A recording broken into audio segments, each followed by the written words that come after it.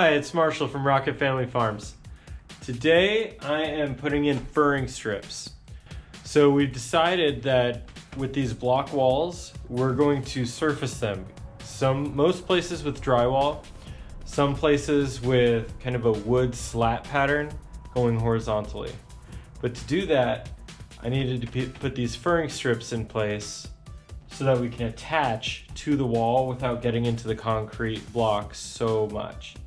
So how I'm doing this is I'm using 2x2s and basically building walls with 2x2s. On the top, they're screwed into the top wood beam, and on the bottom and on the uprights, they're screwed into the block walls.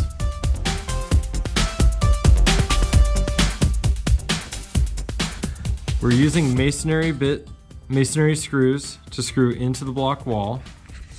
And I have an example of one right here.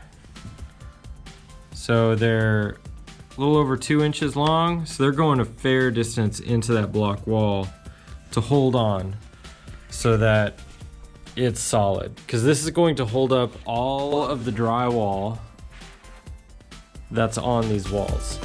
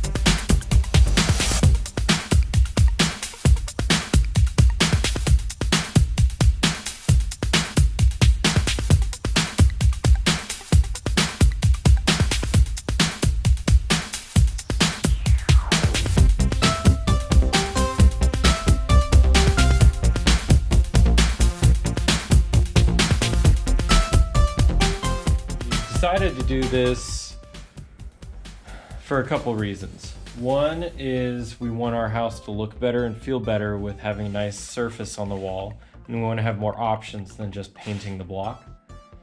Two is this gap adds a little bit of more insulation to it. We could put foam insulation in here, but I don't think that's necessary. We're just going to have this air gap in between.